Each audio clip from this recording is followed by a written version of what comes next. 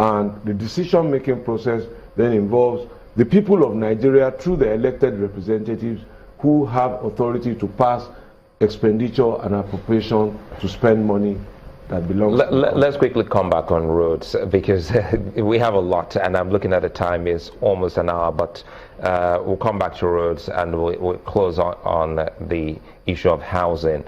Specifically, for some Nigerians, they're worried about the Enugu-Onitsha road, and if you can put that with the second Niger bridge, if that falls within the purview of your ministry, because I've been checking and it looks like you're also in charge of those bridges. Again, I think it's first important to say that because federal roads, as I said, pass through multiple states, they are long. So the practice has been not to award it to one contractor. So they are broken into sections, and that road, if I recall, has about between 3 and 5 sections. So over the years, you find that maybe one section is not budgeted for, and so the contractor stops work. We're trying to change all of that, so that if the road is going to cost 10 naira, just approve 10 naira, but don't budget and break them into section 1, 2 naira, section 2, 3 naira, section 4, 5 naira. Because the contractor that knows that his section is not there just takes his equipment and parks it. What I'm proposing going forward is that budget the 10 naira, let us pay each contractor on the basis of certificates done. You can still oversight us and you can investigate us against measured works. That's the work of quantity surveyors to say, oh, yes, 2 naira work was actually done. Now, a section of it was the one I can clearly recall was the Aba section. The contractor couldn't mobilize to site in good time for 2 reasons. As I said, budget came in May. We started disbursing in June. He had to look for a works yard to set up. We're looking for land. Secondly, by the time we got that, weather had overtaken. The water table in that part of the country, rains in that part of the country, just like Lagos, heavily during. So to mobilize to work was really difficult. But they eventually mobilized, I think, late in November.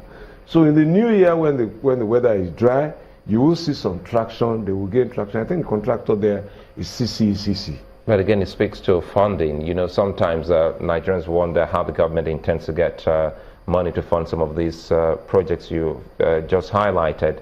And it becomes very scary for investors sometimes to come in because of the forex policy of the government, which is neither here nor there.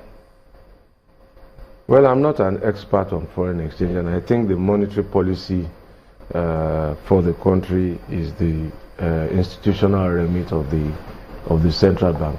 But I think that if we get back to production of oil, and we take benefit of the imminent and the already existing price hikes, we should be in a position not only to at least improve the amount of cash that goes into the economy and stimulate ourselves back to recovery, and then start talking about growth.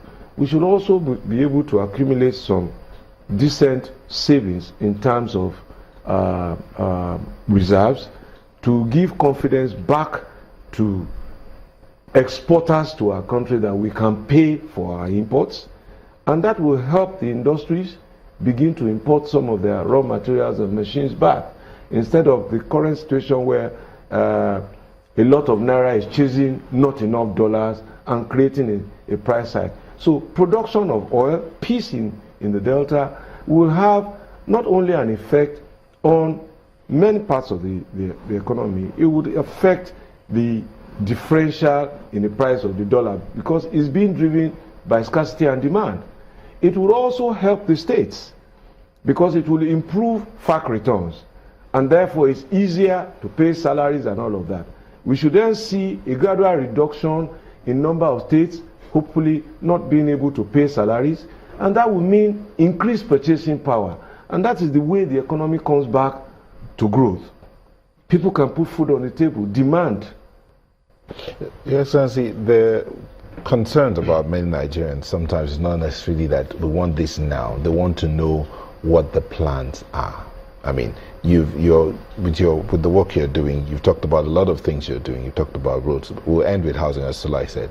But what's being done in places like Bayelsa? You've mentioned peace in the Delta like 3 times. Yeah. And most of the agitation is that there's no development there. Let's look at a place like Bayelsa. Are there any federal roads being built there? We have federal road projects. As I said, there is no part of the country where we are not working. It may well be that where the pain is most evident is something that either isn't provided in the 2016 budget that we will deal with in 2017. We have a substation in a power substation in Bayelsa under construction. We finished the Bahrain power plant last year. It's in Bayelsa, and is it up and running? Yes, Bahrain was running until the gas outage. I'm not sure now. I don't have current recollection if it's back on. Because we just got back, I think Alaoji and Odupani just came on late in December, and that's why we've been able to keep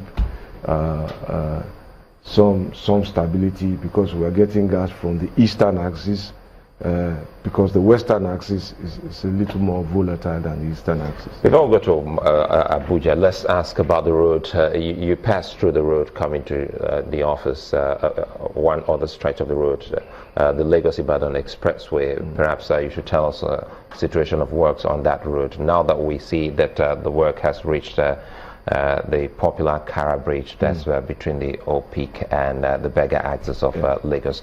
What is the situation at the moment, and how long is this work going to take that has just started around the Kara Bridge? I think the first thing is to say that I'm happy that the contractors have come back from their holiday very quickly and back to work. What we tried to do end of year was to ensure that even if they were going on break, they did not fully demobilize, so that we could do repairs here and there and all of that. I don't have the current timeline. I can check that and give back to you how long this section will take to complete. But the important thing is that we intend to do it with the minimum inconvenience and disruption, and we hope that people will understand that it is ultimately for their own good. It's another of the bridges that needs repairs. Bridges haven't been maintained for 4 decades, since perhaps after the time when Alhaji Okuno was Minister of Works. So we just built them as if they will last forever. They don't last forever if you don't look after them. Nothing made by man lasts forever, not even your suit, if you don't clean them properly after a while. So this is what we are getting back into. It will cause some inconvenience, but it will be for the long-term benefit, because the cost of building that bridge alone now is much more than what it will take to put it back into functional efficiency. Maokwe.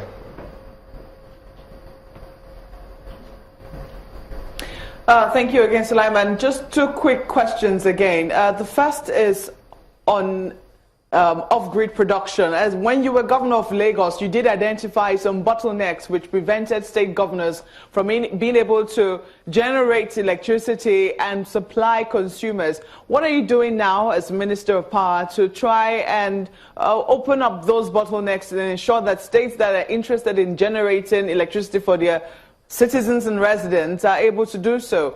The second is the plan on housing. What's the plan for affordable housing in Nigeria?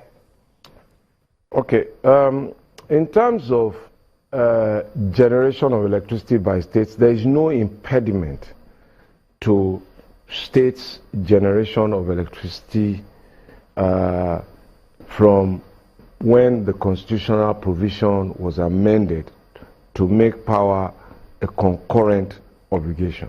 So in terms of generation, you can generate. Lagos State did it in 1999-2000 with the 240 megawatts power.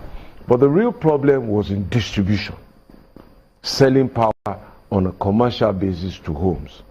What we did when I was in office as governor was that we used private capital to build those power plants. Lagos State government didn't build any of the 7 IPPs that we did, but we became the guaranteed off-taker.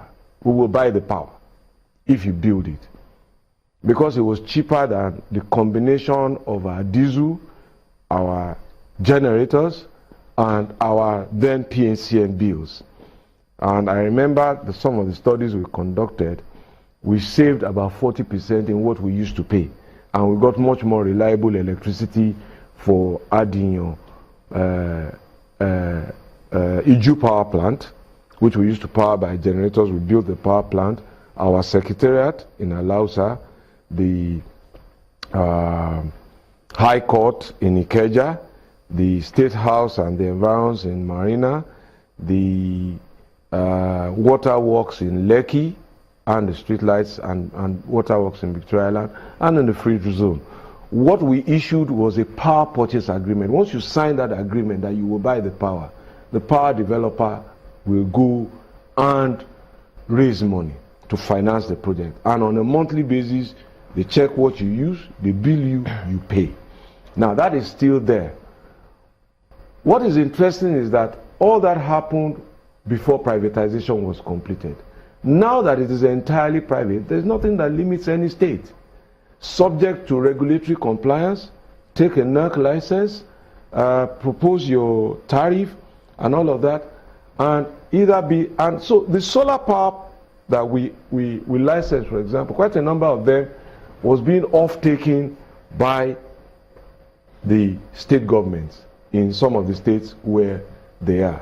I'll let you continue when we come back, but this time when we come back we'll look at the second question Mark asked, which is the housing, and we'll also look at the Mina Road, the state of that road, knowing full well that flights have been diverted from the Abuja airport to Kaduna airport. Are proposed to be diverted, yes, because it will soon start according to the government. We're hoping that you explain to us why Kaduna Road instead of Mina Road. That'll be when we return. Stay with us.